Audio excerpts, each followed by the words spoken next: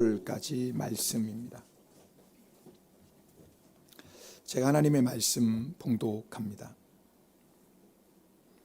해질 때에 아브라함에게 깊은 잠이 임하고 큰 흑암과 두려움이 그에게 임하였더니 여호와께서 아브라함에게 이르시되 너는 반드시 알라. 내 자손이 이방에서 객이 되어 그들을 섬기겠고 그들은 400년 동안 내 자손을 괴롭히리니 그들이 섬기는 나라를 내가 징벌할지며 그 후에 내 자손이 큰 재물을 이끌고 나오리라.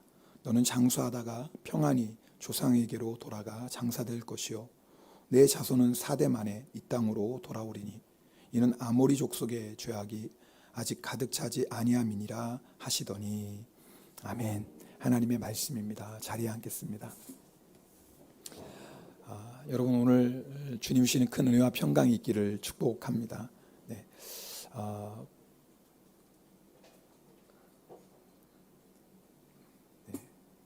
감사합니다, 권사님. 네. 고난이 없는 인생은 없습니다. 우리의 죄로 인한 고난이 있죠.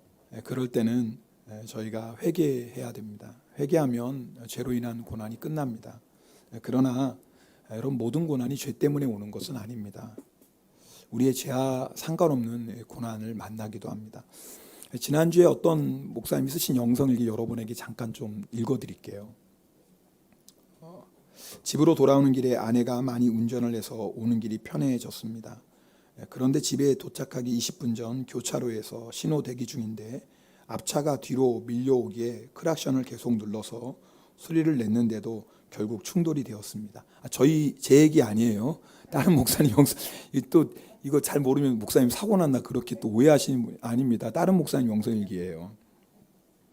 처음에 가해 차주가 나오기에 크락션을 눌러서 소리를 계속 냈는데 왜 그러셨냐고 했더니 죄송하다고 보험회사에 연락을 하겠다고 해서 기다리면서 우리도 보험회사에 사고 신고를 했더니 상대차가 100% 과실이면 그냥 기다리시면 된다고 해서 기다렸습니다. 그런데 가해자가 7분 후쯤에 와서는 다짜고짜 이렇게 뒤로 와서 받으면 어떻게 하느냐고 큰 소리를 치기에 너무 황당했습니다. 지금 사건을 아시겠죠? 뒤에 차가 받고 그 다음에 내려서 미안하다고 했는데 7분 뒤에 갑자기 와서는 다짜고짜 왜 뒤에서 박았냐고 지금 화를 내는 겁니다. 갑자기 무슨 얘기를 하시냐고 화를 냈더니 자기가 경찰에 연락하겠다고 해서 하라고 했습니다. 경찰이 도착해서 기본적인 인적사항을 체크하고는 도리어 내가 가해자라고 하니 블랙박스로 확인해달라고 했더니 확인 결과 앞차가 뒤로 와서 받은 것이 확인되었습니다. 보험사가 와서 정확하게 처리해 줄 것이니 안심하라고 해서 그제야 안도가 되었습니다. 갑자기 한순간 가해자라고 몰아붙이는 상황을 대하면서 우리 인간의 죄성을 현저하게 경험하게 되었습니다. 여러분, 제가 지난주에 이 영상을 읽으면서 이 목사님 표현 그대로예요. 여러분, 왜 이런 일이 일어나? 이 죄성이에요. 자기가 잘못해놓고 나중에는 왜 당신이 그랬냐고 몰아붙이는. 여러분, 우리가 이런 죄성을 가지고 있고요. 이런 죄성을 가지고 있는 사람들이 함께 모여서 살아가고 있는 이 땅입니다. 그래서 여러분, 우리가 고난을 당해요. 여러분, 우리가 심지어는 하나님의 말씀대로 경건하게 살고자 하면 고난 정도가 아닙니다. 박해가 있다라고 디모데후서 4장에 말씀합니다. 그러므로 여러분, 왜 우리가 이 세상에 이런 고난 당해야 될까? 사실은 이 고난의 의미가 워낙 깊고 커서 오늘 다 나눌 수는 없겠지만 오늘 설교 본문 가운데 우리에게 알려주시는 고난의 의미를 여러분하고 좀 나누려고 합니다. 지난주에 나눴던 말씀은 여러분 기억하십니까? 하나님께서 아브라함하고 언약을 맺으려고 하십니다. 그래서 아브라함이 짐승을 준비해서 짐승을 갈라놓죠. 그리고 서로 마주대야 합니다. 그런데 솔개가 자꾸 내려와서 여러분 이 짐승 사체 위에 앉는 거예요. 그래서 아브라함이 막 쫓아냅니다. 지난주에 나눴던 얘기인데요. 자, 오늘 12절 말씀을 함께 읽겠습니다. 12절입니다. 해질 때 아브라함에게 깊은 잠이 임하고 큰 흑암과 두려움이 그에게 임하였더니. 자, 아브라함이 솔개를 막 쫓는데 갑자기 깊은 잠이 임한 겁니다. 여러분, 지금 아브라함이 솔개 쫓다가 피곤하고 지쳐서 잠든 게 아닙니다. 여기서 말하는 깊은 잠은요, 하나님이 주시는 잠입니다. 그래서 창세기에 보면 하나님께서 하와를 만드실 때 아담을 깊이 잠들게 하시죠. 그리고 아담의 갈비뼈로 하와를 만드십니다. 여러분, 그렇게 아담에게 깊이 잠들게 하셨다, 똑같은 단어가 지금 여기에 사용되고 있어요. 그러니까 지금 아브라함이 깊은 잠은 누가 주신 잠이에요? 하나님이 주신 잠이에요. 하나님이 아브라함에게 깊이 잠들게 하시고 아브라함 자손에게 일어날 일을 지금 말씀하시는 거예요. 여러분, 오늘 좀 이 말씀을 보면요, 선뜻 이해가 되지 않는 부분이 있어요. 지금까지 하나님이 환상 가운데 아브라함에게 말씀하셨거든요. 너 네 자손이 하늘의 별처럼 되게 하겠다. 내가 이 땅을 네 자손에게 주겠다. 환상 가운데 하나님께서 아브라함에게 말씀하셨어요. 그럼 하나님께서 뭐예요? 계속해서 아브라함 자손에게 일어날 일도 이어서 말씀하시면 되잖아요. 굳이 또 아브라함에게 깊이 잠들게 하셔서 말씀하실 필요가 없지 않습니까? 그죠? 왜 굳이 지금까지 환상 중에 쭉 말씀하시다가 왜 갑자기 아브라함을 깊이 잠들게 하셔서 말씀하십니까? 여러분, 이 자체에 우리에게 주시는 중요한 메시지가 있어요. 고난은 하나님의 주권이라는 겁니다. 우리 중에 고난을 원하는 사람은 아무도 없습니다. 육신을 가지고 있는 우리는요, 고난을 환영하지 않습니다.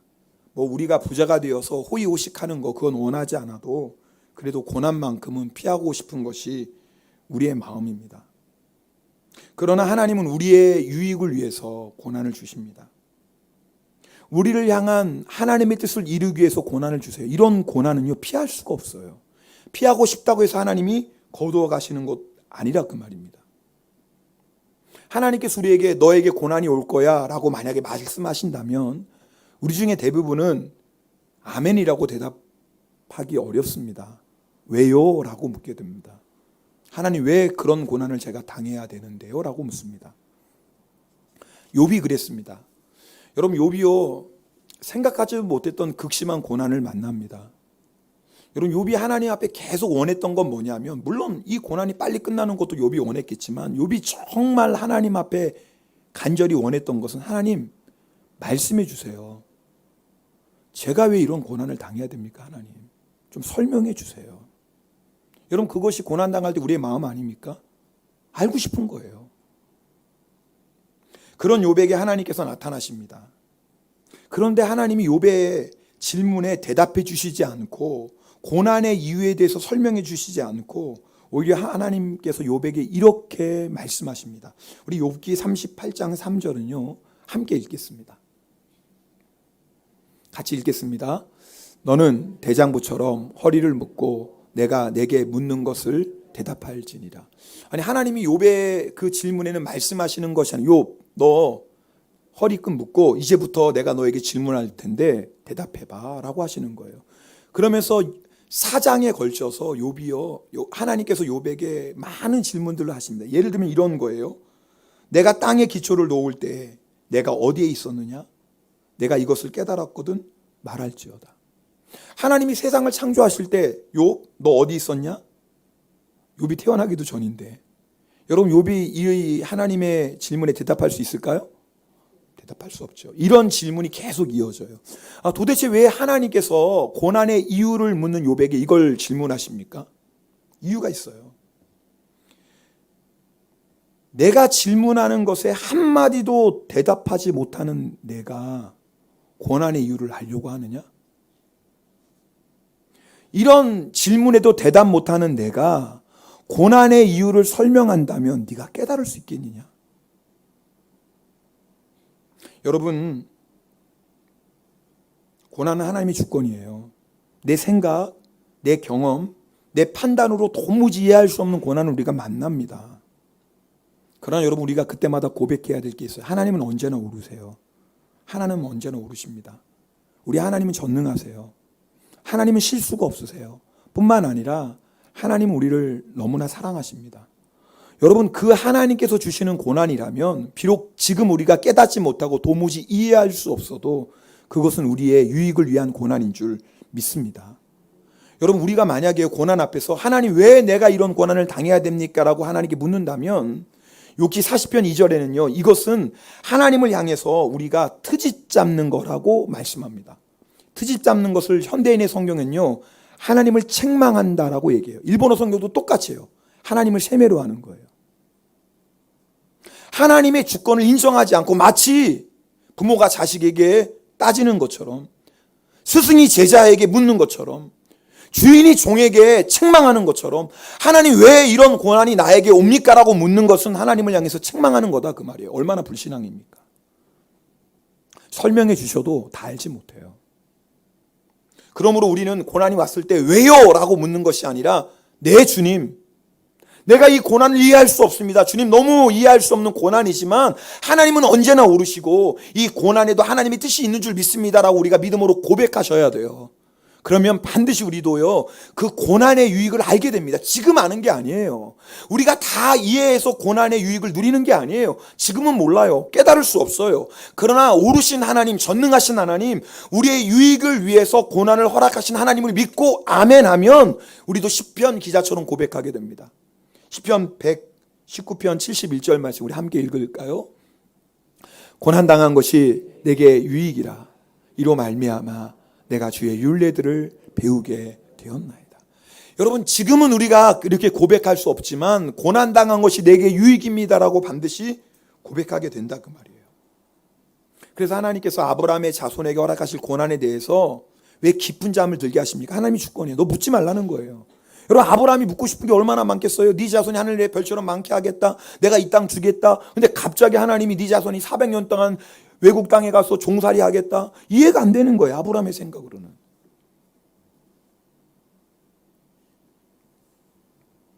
여러분, 때로는 고난이 너무 아파서 우리가 하나님 앞에 이렇게 부르짖을 때도 있어요. 하나님, 저 고난 뒤에 있는 축복 필요 없어요. 하나님이 저 쓰시지 않아도 괜찮아요.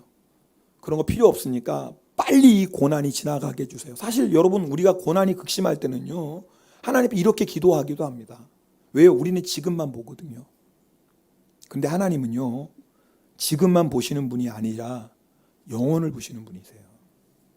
지금 우리가 아무리 힘들어도 우리에게 그 고난이 영원한 유익이 되고 축복이 된다면 하나님은 절대 고난을 거두시지 않습니다. 여러분, 지금 우리가 아무리 힘들고 아파도요, 영원토록 하나님이 고난을 통해 주시는 그 영광과 축복을 감사하고 찬송하게 될 거예요. 그래서 하나님이 고난을 거두시지 않는다, 그 말이에요. 로마서 8장 18절, 생각하건대 현재의 고난은 장차 우리에게 나타날 영광과 비교할 수 없도다. 믿습니까? 현재의 고난이 아무리 힘들고 어려워도 현재의 고난은 장차 우리에게 주실 영광과 비교도 안 돼요. 영원한 영광이에요.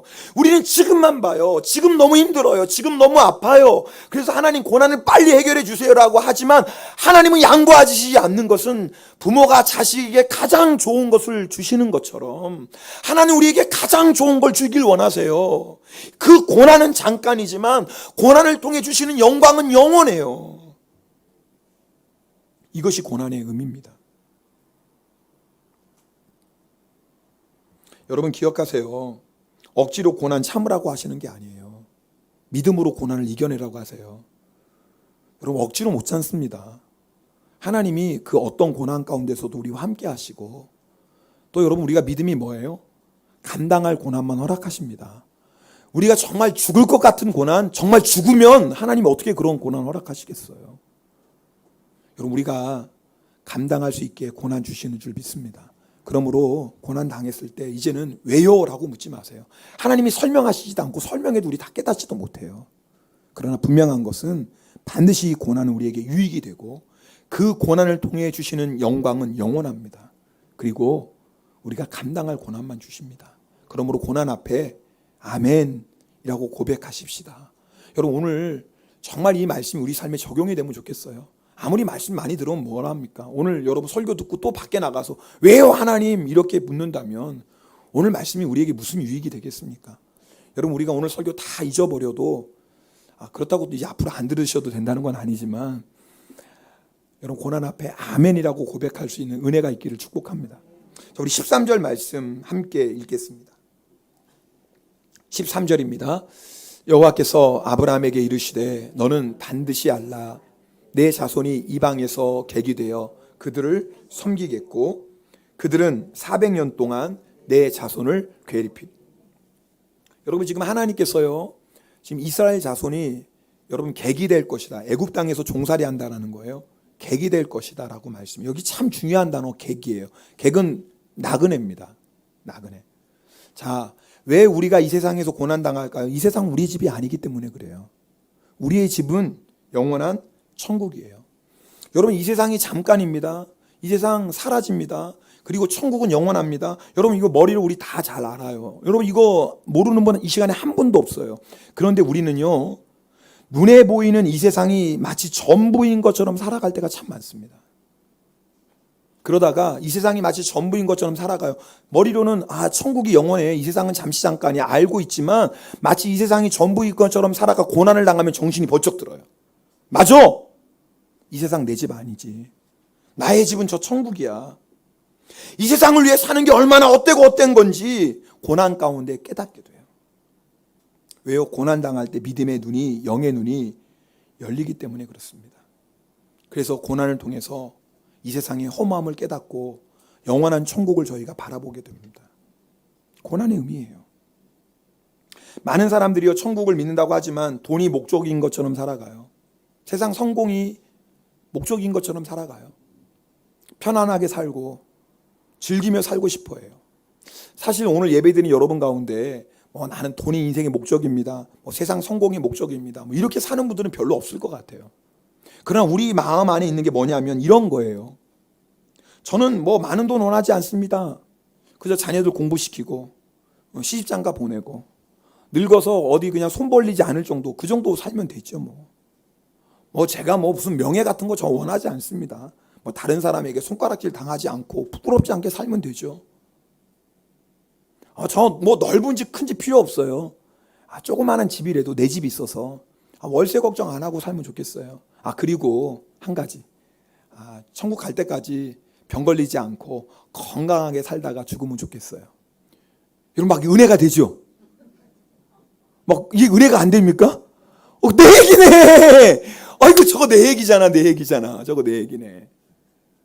여러분, 누가 이런 얘기해가지고 욕심 많은 사람이라고 누가 욕심 많은 사람이라고 얘기할, 정말 지극히 평범하고 소박하지 않나요? 근데 여기 함정이 있어요. 하나님의 나라를 꿈꾸지 않아요. 하나님의 나라를 꿈꾸지 않아요. 하나님의 사명에 관심이 없어요. 비록 이것이 욕심 많고 그런 인생은 아니라 할지라도요, 이 또한 이 세상에 소망을 두고 살아가는 인생입니다. 하나님께서 아브라함에게 너의 본토, 너의 고향, 친척, 아버지 집 떠나라고 말씀하십니다. 75세예요. 아브라함이 자리 잡고 잘 살고 있어요. 그런 아브라함에게 떠나래요. 무슨 말입니까? 아브라함아, 너 이 세상 사람들처럼 편안하고 안정된 생활이 네 인생의 목적이 되면 안 돼. 이 세상에 살면 안 돼. 너 믿음의 조상이 될 사람이야. 너는 이 세상에서 사명을 감당해야 될 사람이야. 그러니까 편안하고 안정된 자리 떠나. 모험해. 고생해. 왜냐하면 이 세상은 너 나그네야. 하나님 지금 이렇게 말씀하시는 거예요. 여러분, 아브라함이 하나님 말씀 순종해서 가나안 땅 들어가면 여러분 아시죠? 10여 년 가까이 여러분 정착할 땅이 없습니다. 그래서 뭐예요? 계속해서 정착지 찾아다니다가 헤브론에 정착해요. 그러나 그곳에서 땅 한 평 없습니다. 그게 아브라함의 인생이었어요. 하나님께서 잘 살고 있다가 사서 고생하는 거예요. 왜요? 이 세상에서 나그네니까요. 여러분, 하나님은 우리가 이 세상에서 아브라함처럼 살기를 원하십니다. 여러분, 편안하고 안정된 생활이 우리 삶의 목적이 아닙니다. 우리 삶의 목적은 이 땅에 하나님의 나라를 위해 살아가며 하나님의 사명을 감당하는 것, 여러분, 이것이 우리 인생의 사명 아닙니까? 많은 영혼들에게 주의 이름을 전하고 그 한 영혼이 예수 믿고 하나님의 자녀로 거듭나는 해산에 수고하는 거, 이게 우리의 사명 아닙니까? 이 사명을 감당하라고 이 세상에 우리의 소망을 두지 않고 하늘나라의 소망을 두고 이 세상을 위해 살지 않고 이 세상에서 하나님의 사명을 감당하라고 때때로 하나님 우리에게 고난을 주신다, 그 말이에요. 여러분, 대부분 우리가 당하는 고난은 인간관계입니다. 물질적인 고난 당할 때도 있고요, 또 여러분 육신의 연약함으로 고난 당할 때도 있지만 사실 우리가 인생을 살아가면서 제일 많이 당하는 고난은 인간관계로 인한 고난이죠. 하나님께서 왜 그런 인간관계에 고난을 허락하십니까? 하나님만 의지하라는 거예요. 하나님만 소망하라는 겁니다. 우리가 사람에게 실망했다는 말 종종 듣죠. 여러분 아마 했을지 모르겠어요. 그 사람 그런 줄 몰랐는데 야 실망했다. 여러분 그 말은요, 지금까지 사람을 의지하고 살았다는 말이에요. 내가 누구누구에게 실망했다라는 말은 내가 지금까지 사람 의지하고 사람에게 소망 두고 살았다는 거예요. 여러분 잘 들으셔야 돼요. 사람을 의지하고 사람에게 소망 두는 것은요, 세상을 의지하고 세상을 소망하며 사는 인생과 똑같습니다. 그래서 고난이 찾아와요. 고난을 통해서 사람 의지하지 말고 하나님 의지해. 인간관계 고난 통해서 사람에게 소망 두지 말고, 너 사람이 그런 존재인지 몰랐니? 왜 사람에게 소망을 둬? 다 죄인이고 하나님의 은혜 없으면 살 수 없는 질그릇 같은 존재인데 왜 네가 사람에게 소망을 둬? 나에게 소망을 둬야지. 그래서 하나님이 우리에게 인간관계에 고난을 허락하세요. 여러분 이것을 깨닫고 하나님을 의지하고 하나님께 소망 두는 사람만 진짜 사랑을 할 수 있어요. 성경이 말하는 사랑을. 여러분 사람에게 소망 두고 사람에게 의지하는 사람은 성경적인 사랑 못합니다. 실망할 수밖에 없거든요. 낙심할 수밖에 없거든요. 사람에게 여러분이 아무리 소망을 줘도 절대 사람은 우리의 마음을 채워주지 못하거든요. 그래서 사람을 의지하고 사람에게 소망 두는 사람은요, 끝까지 사랑할 수 없어요. 절대 끝까지 사랑 못합니다. 중간에 낙심하고 절망하고 포기하게 됩니다. 여러분 하나님을 의지하고 하나님께 소망 두는 사람만이 어떤 사람도 실망하지 않고 포기하지 않고 끝까지 사랑할 수 있어요.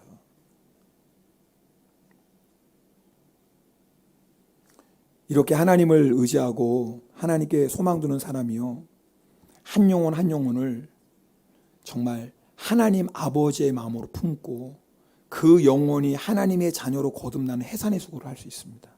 여러분 하나님의 사랑이 아니면 우리 해산의 수고 못합니다. 실망하거든요. 낙심하거든요. 내가 이렇게 당신에게 했는데, 이렇게까지 희생했는데 어쩌면 당신이 나에게 이럴 수 있어. 이건 사람에게 소망 두고 사람 의지한 인생이에요. 이런 사람은요 절대 믿음의 조상 못 됩니다. 절대 그렇습니다. 여러분 뭐 개인적이지만 제가 만약에 사람에게 소망 두고 사람 의지하면 목회 못 합니다. 어떻게 목회하겠습니까? 날마다 실망하고 날마다 낙심하고 어떻게. 우리 속장님들 잘 들으세요. 사람 의지하고 사람 소망 두면 속장 사명 못 감당합니다. 절대 사람에게 위로받고 사람에게 여러분 이렇게 우리 안에 있는 거 체험 기대하지. 물론 이 말씀 오해하지 마세요. 우리가 서로 사랑하고 서로 위로하고 서로 격려해야 돼요. 당연히 그래요. 그게 하나님의 뜻입니다. 그러나 내가 사람을 의지하고 사람의 소망을 두는 것과 그건 전혀 다른 차원이라 그 말이에요. 관계 고난 만난 분 있습니까? 배우자일 수도 있고요, 자녀일 수도 있습니다. 함께 신앙생활하는 교인일 수도 있고 믿고 의지했던 친구일 수도 있죠. 주님 바라보세요. 주님 의지하십시오. 주님께 소망 두세요. 그러면 주님께서 우리의 마음을 만져주세요. 주님께서 우리의 마음을 위로하시고 회복시켜 주십니다. 그러나 여기서 끝나면 안 돼요. 여러분이 당하고 있는 관계의 고난을 반드시 사명으로 연결시켜야 돼요. 이제부터는 제가 하나님의 사랑으로 사랑하겠습니다라고 결단해야 돼요. 너무나 중요한 거예요. 여러분 우리가 사람 의지하고 사람 사랑해서 상처받고 낙심하고 절망할 때 이제 난 사랑 안 해! 이건 마귀에게 속는 거예요. 자기가 성경적인 사랑 안 해놓고 자기가 자기 마음대로 인간적으로 사랑하고 인간적으로 의지하고 인간적으로 소망 갖고 있다가 배신당하면 왜 하나님을 원망합니까? 그런 원망하지 마세요. 우리가 성경적인 사랑을 안 한 거예요. 그러므로 그런 일 만났을 때 나 이제 사랑 안 해! 라고 하는 건 어리석은 거예요. 어떻게 해야죠? 소망으로 사명으로 연결시키라 그 말이에요. 하나님 이제부터는 진짜 하나님의 사랑으로 사랑하겠습니다. 여러분 사실은요 우리를 힘들게 하는 사람도 고생하는 거예요. 우리로 하여금 하나님 의지하고 하나님께 소망 두라고 우리를 깨닫게 하기 위해서 그 사람도 나름대로 고생하고 있습니다. 아 이게 무슨 의미인지 모르시나 보다. 밥 사주세요. 아유, 나로 하여금 하나님만 의지하게 하고 나로 하여금 하나님께 소망 두게 하고 나로 하여금 이 세상에 소망 두지 말고 하늘나라만 바라보게 하느라고 얼마나 고생 많으세요. 그리고 밥 사주세요. 아멘이 안 되지만 이게 진짜 아멘이 돼야지 여러분이 살아요. 그게 진짜 고난의 의미라니까요. 여러분 무엇보다도요 성도가 이 세상에 소망을 두고 이 세상을 위해 살지 말아야 될 결정적인 이유가 있어요. 그러면 구원의 길 끝까지 우리 못 갑니다. 사람은요 자기가 소망하는 것에 인생을 걸게 되어 있어요. 여러분, 천국에 소망 가진 사람이 천국 가는 거예요. 이 세상에 소망 가진 사람은 천국 못 갑니다. 왠지 아세요? 이 세상에 소망 가는 사람, 소망을 두는 사람은요, 이 세상을 위해 살아요. 이 세상을 위해 사는 사람은요, 말씀도 타협하고 믿음도 타협하고 나중에 믿음도 버려요. 왜요? 사람은요, 자기가 소망하는 것에 모든 것을 걸게 되어 있거든요. 하나님이 우리를 버리는 게 아니에요. 오해하지 마세요. 하나님이 우리를 떠나는 게 절대 아니에요. 우리가 하나님을 버리고 우리가 하나님을 떠나는 거죠. 세상 때문에. 미국 코넬 대학교에서 재미있는 실험했습니다. 여러분 들어보신 적이 있을지도 모르겠어요. 개구리 한 마리를 차가운 물이 담긴 큰 비커, 유리컵 있잖아요. 이렇게 실험용 거기다가 넣어놨어요. 그리고 분젠등, 여기 여러분 이 알코올로 만든 게 분젠등이라고 있어요. 거기다 불을 붙여서 아주 불꽃을 약하게 만들었어요. 그래서 1초에 0.017도 올라가도록. 여기 0.017 차이를 여러분, 아니 숫자에 약해가지고 이거 느끼겠어요? 못 느끼죠. 1초에 0.01도 올라가는 거 아무도 느끼지 못해요. 개구리도 못 느낍니다. 얼마나 불을 약하게 했어요. 개구리는 언제든지 마음만 먹으면 비커에서 뛰쳐나와 도망갈 수 있습니다. 근데 개구리가 태평스럽게 비커 속에 앉아 있어요. 그 순간에 온도는 뭐예요? 1초마다 0.017 올라가요. 근데 개구리는 느끼지 못해요. 온도가 점점 올라가도. 2시간 반쯤 지나면요, 개구리가 뜨거운 물에 푹 삶아져 죽습니다. 자기도 모르게 죽는 거예요. 자기가 죽어가는 것도 모르게 죽어요. 제가 이 개구리 얘기하면 꼭 생각나는 얘기가 있어요. 제 동기 목사인데 이제 전도사로 시골에 목회를 갔어요. 시골 교회에. 근데 시골 교회 성도님이 신방할 때 우리 전도사님 우리 교회 우리 집 신방에서 너무너무 감사하다고, 가장 귀한 거 대접하겠다고 그래가지고, 그래서 냄비에다가 그냥 정성껏 음식을 대접해서 딱 내왔는데 뚜껑을 열어보니까 개구리예요. 동면개구리. 이 여러분, 동면한 개구리가 그렇게 몸에 좋대요. 약이래요, 동면개구리. 근데 이제 동면개구리 요리를 하셔도 목을 좀 자르시고 다리도 좀 잘라서 좀 이렇게 좀 너무 잔인한, 괜히 얘기했다. 분위기가 안 맞는데 은혜롭다. 그런데 그냥 통째로 개구리가 이러고 있는 거예요. 여러분 잘 들으셔야 돼요. 세상 사랑하면 그렇게 돼요. 영적으로 자기가 죽어가는 걸 몰라요. 지금 내가 죽어가고 있어요. 지금 내가 망해가고 있어요. 근데 자기가 몰라요. 세상에 소망 두면 큰 죄를 안 졌어요. 뭐 무서운 죄 진 것도 아니거든요. 그런데 세상에 소망 두고 살잖아요. 나도 모르게 계속 죽어가요. 어느 순간 영적으로 완전 죽어버려요. 예수님을 내 인생에서, 내 마음에서 완전히 몰아내요. 그런 일이 있을까요? 있지요. 라오디게아 교회가 그랬어요. 예수님을 믿는 건 예수님 우리 마음에 초청하는 겁니다. 예수님 내 마음에 오시옵소서, 나의 왕으로 구세주로 영접하는 겁니다. 근데 라오디게아 교회가 영적으로 죽어가요. 왜요? 세상에 소망이 있거든요. 나는 부자라, 나는 부유하다, 가난한 것, 부족한 것도 없고 나는 풍성하고, 그게 뭐 나쁜 거겠습니까? 감사의 제목이 될 수 있죠. 근데 문제는 뭐예요? 그것에 소망을 두고 그것을 의지해요. 그러다 보니까 뭐예요? 점점 죽어가, 영적으로. 그리고 예수님을 문 밖으로 몰아내요. 무서운 일이죠. 예수님 내 안에 모시고 구원받는 건데 예수님을 내 마음 밖으로 몰아내버렸어요. 근데 우리 예수님이 그 라오디게아 교회를 포기를 못해요. 사랑하시니까. 제가 말씀드리고, 예수님 우리 버리는 게 아니에요. 하나님 우리를 버리는 게 아니에요. 우리가 하나님을 버리죠. 우리가 우리 마음에서 하나님을 쫓아내죠. 두드리십니다. 마음의 문을. 볼지어다 내가 문 밖에 서서 두드리노니. 우리 같으면 그냥 가요. 너 말고 많다. 너 어떻게 이게 배은망덕하냐. 어떤 은혜를 줬는데 네가 이럴 수 있냐. 근데 우리 주님이 포기하지 않고 두드리세요. 계속 두드린다는 뜻이거든요. 근데 영적으로 죽어서 그 소리가 안 들려요. 주님이 두드리는 소리가. 그럼 어떻게 해야 돼요? 흔들어야 돼요. 여러분, 비커 속에 있는 그 개구리 살리는 방법 하나밖에. 어떻게 해야 돼요? 비커를 흔들어야 돼요. 개구리가 깜짝 놀래가지고 빛거에서 뛰쳐나와야지 살아요. 그게 바로 고난의 의미예요. 우리가 영적으로 죽어가요. 뭔가 큰 죄 짓는 건 아니에요. 예배도 드려요. 나름대로 봉사도 해요. 근데 우리의 마음이 온통 세상에 가 있어요. 그래서 나도 모르게 영적으로 0.01도씩 계속 죽어가고 있어요. 천천히 2년 반 걸릴지도 모르겠죠. 2년 반 지나고 나니까 완전히 죽어버렸어요. 우리에게 세상을 소망에 두는 건 이렇게 무섭습니다. 그래서 하나님께서 우리에게 고난을 허락하시죠. 여러분, 아브라함의 자손이 애굽에서 종살이 합니다. 애굽에 가야 되거든요. 애굽에서 종살이 합니다. 근데 그 고통이 이루 말할 수가 없어요. 나중에는 얼마나 고통스러운지 아들은, 남자아이는 전부 다 나일강에 던져 넣어야 돼요. 왜 하나님께서 사랑하시는 아브라함에게, 사랑하시고 택하신 아브라함의 자손에게 이런 고난을 허락하십니까? 그래야지 애굽에서 나와요. 그래야지 애굽에서 나와요. 그래야지 가나안 땅을 향해 출발해요. 여러분, 이러한 고난이 없어. 이렇게 살기 좋은 애굽에서 누가 나옵니까? 이렇게 편안하게 살기 좋은 애굽 땅에서 왜 나와요?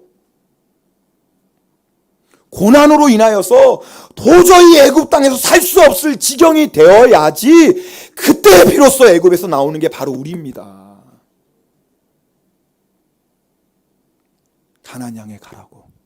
너 애굽에 있으면 죽어. 천국을 향해 가라고 우리에게 고난을 허락하십니다. 여러분, 이게 고난의 의미예요. 15절 말씀 함께 읽겠습니다. 15절 같이 읽겠습니다. 너는 장수하다가 평안히 조상에게로 돌아가 장사될 것이요. 자, 이게 한 문장이지만 이것을요, 세 의미가 있습니다. 자, 지금 아브라함은 자신의 자손이 겪어야 될 고난을 듣고 마음에 큰 근심이었습니다. 여러분, 부모 마음이 똑같지 않습니까? 자식이 고난당하는 것보다 자기가 고난당하는 게 낫잖아요. 차라리 내가 어렵지 자식은 편안하게 살길 원하는 게 부모 마음 아닙니까? 그러니까 자손이 그렇게, 자기의 자손이 심지어는 종살이 가고 극심한 고통당할 걸 듣는 아브라함의 마음이 얼마나 힘들겠습니까? 근데 그런 아브라함에게 하나님이 세 가지를 말씀하세요. 첫 번째는 네가 장수할 것이다 라는 거예요. 여러분, 여기서 장수라는 거는 물론 오래 사는 걸 얘기하지만 원어에 보면 좋은 백발 아내, 백발 흰머리 있죠? 그러니까 원어를 그대로 번역하면 좋은 백발 아내. 무슨 말이냐면, 아브라함아, 네가 오래 살 것만 아니라 네가 행복하고 의미 있는 인생, 가치 있는 인생을 살 것이다 라는 말이에요. 무슨 뜻이냐면, 우리는 고난이 끝나야지 행복할 거라고 생각해요. 고난 가운데 있으면 행복할 수 없다고 생각합니다. 절대 그렇지 않아요. 여러분, 성도는요, 고난 가운데 있어도 얼마든지 행복할 수 있습니다. 고난이 끝나야지 여러분 불행이 끝나는 게 아니에요. 주님 안에 거하는 사람은요, 얼마든지 고난 속에서 행복할 수 있습니다. 여러분, 주님과 함께하는 사람은요, 고난 안에 있어도 얼마든지 의미 있고 가치 있고 보람 있는 인생을 살 수 있어요. 주님이 함께 하시니까요. 그러나 반대로요, 여러분, 아무리 고난이 없고 정말 날마다 호의호식하며 잔치하며 산다고 해도 주님 없는 인생은요, 공허합니다. 여러분, 잔치가 화려하면 화려할수록 우리 안에 있는 공고함, 허무함은 점점 커요.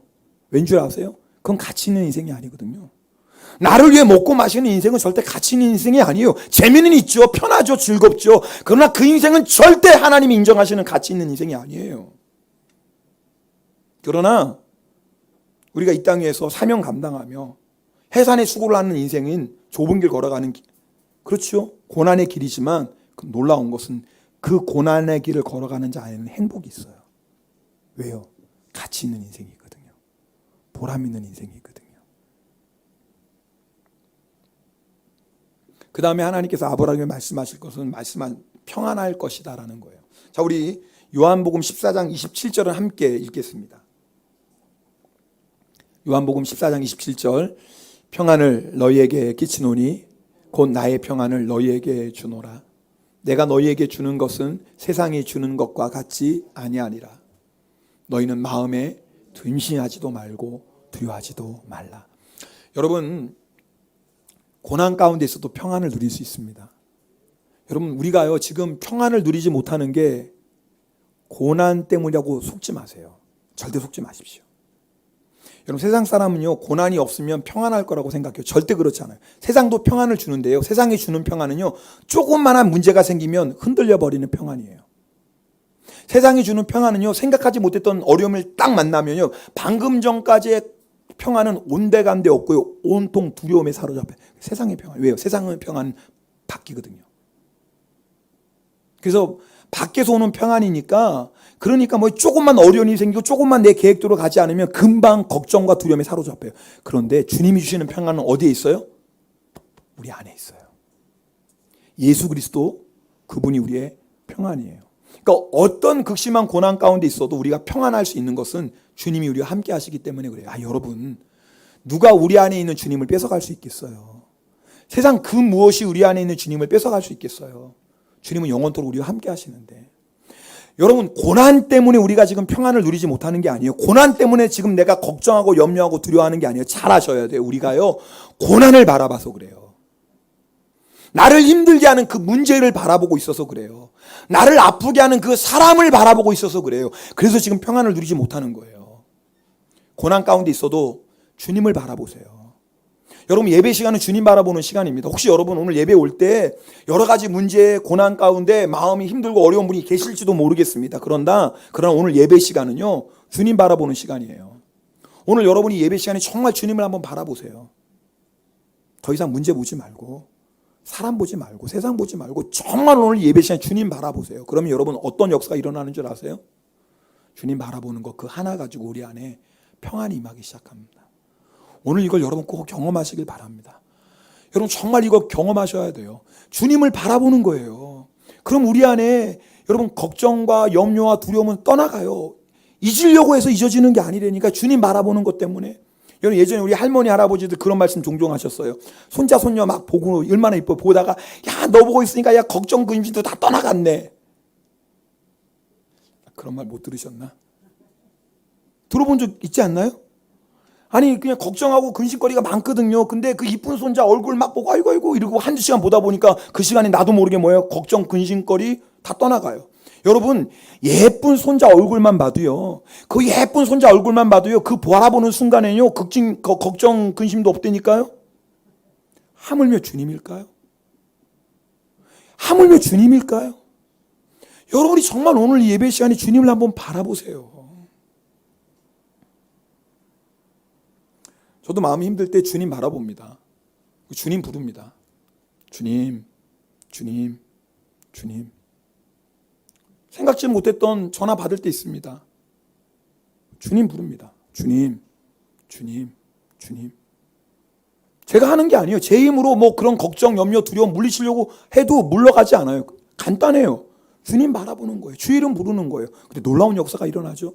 주님을 바라보고 주의 이름 부르다 보면 내 마음에 있는 걱정도 두려움도 어느 순간 다 사라져요. 왜요? 주님 그분이 우리의 평안이세요.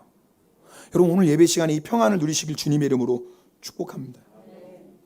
세 번째, 조상으로 돌아가리라예요. 여러분 이 조상으로 돌아간다는, 물론 아브라함이 죽는다는 얘기지만 이건 뭐예요? 여기서 말하는 조상은 믿음의 조상이에요. 아담에게 약속하신 여자의 후손, 내가 너를 반드시 여자의 후손을 통해서 죄와 사망에서 구원하겠다. 그 여자의 후손의 사명을 가지고 살았던 믿음의 사람들, 그들이 가 있는 곳 어디죠? 천국. 여러분 성도는요 이 세상에서 많은 고난 만납니다. 그러나 그 고난이 천국 가는 길을 가로막지 못합니다. 오히려 반대예요. 그 고난 때문에 우리는요 이 세상에 소망 두지 않게 됩니다. 그 고난 때문에 이 세상에 정들 수 없습니다. 그 고난 때문에 이제는 사람 의지하지 않아요. 사람 소망하지 않아요. 오히려 그 고난 때문에 주님만 더욱 소망하게 되고 주님을 더욱 사모하게 됩니다. 사실 고난은요 우리로 하여금 이 세상에 마음을 두지 않고, 이 세상에 마음 빼앗기지 않고, 이 세상의 유혹에 우리가 넘어지지 않고 살아가도록 우리를 지켜주는 보호자와 같아요. 힘들고 아프지만 그 고난은요 우리로 하여금 끝까지 천국 소망을 놓치지 않게 하고 끝까지 천국을 향해 나아가도록 우리를 인도해주는 인도자와 같아요. 그러므로 여러분 고난 앞에 우리 아멘 합시다. 고난 만났다고 낙심하지 마십시다. 주님 우리와 함께 하십니다. 물론 고난 때문에 아프고 힘들어서 눈물을 흘릴 때도 있습니다. 근데 그 눈물은요 우리로 하여금 세상의 미련을 버리게 하는 눈물이에요. 귀한 눈물입니다. 고난 가운데 있을 때 걱정, 두려움 몰려와요. 우리가 할 건 누구 바라보면 돼요? 정말 주님 바라보세요. 정말 주님 한번 바라보세요. 우리 힘으로 이기라는 거 아니에요. 주님이 주시는 평안으로 이기게 하십니다. 이 세상 우리 집 아닙니다. 영원한 하늘나라 우리 집입니다. 여러분, 우리가 이 세상에 살면서 해산에 수고하는 것, 믿음의 조상으로 사명 감당하는 것 좁은 길이에요. 고난의 길입니다. 근데 아세요? 그 좁은 길에 참된 만족이 있다니까요. 그 좁은 길에 세상 그 어디에서 누릴 수 없는 인생의 보람이 있다니까요. 그걸 맛보셔야 돼요. 그렇게 한 걸음 한 걸음 천국을 향해 가다가 마지막 날 우리가 가는 이 길 끝에서 두 팔을 벌리시고 사랑했다, 수고했다, 우리를 안아주시는 주님 만나는 거예요. 여러분, 고난은 우리에게 그래서 복입니다. 오늘 고난 가운데 있는 여러분들 이 말씀 붙잡고 하늘나라 소망 가지시고 승리하시길 축복합니다. 우리 이 시간에 찬송가 493장 함께 찬양하십시다. 오늘 우리 받은 말씀 기억하시면서 함께 이 찬송 드리시고 기도하겠습니다.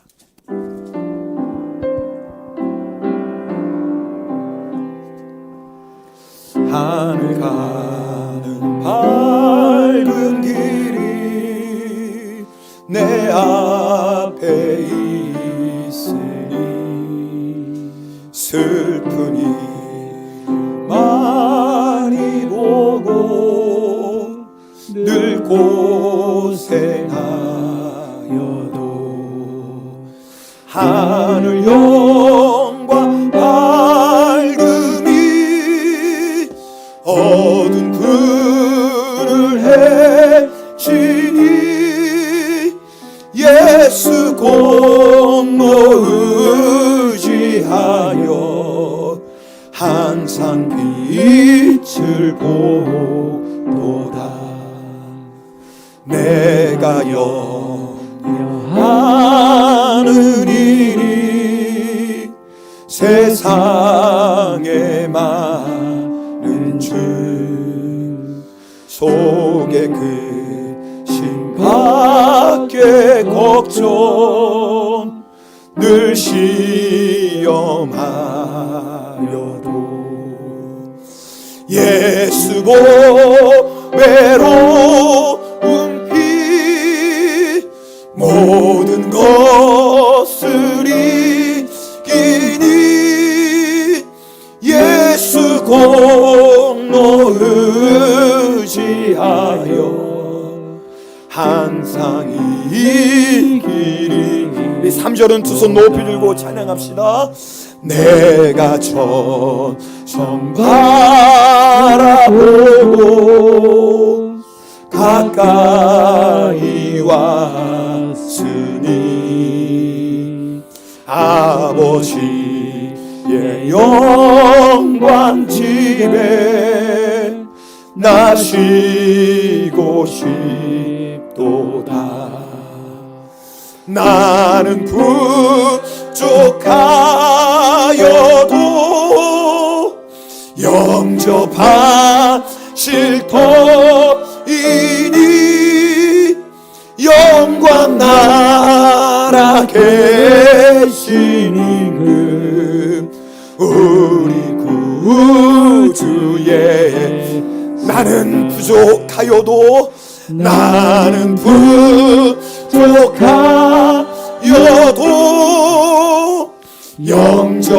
영접하실 터이니 영광 나라 계시는 그 우리 구주의. 우리 받은 말씀 가지고 통성으로 기도합시다.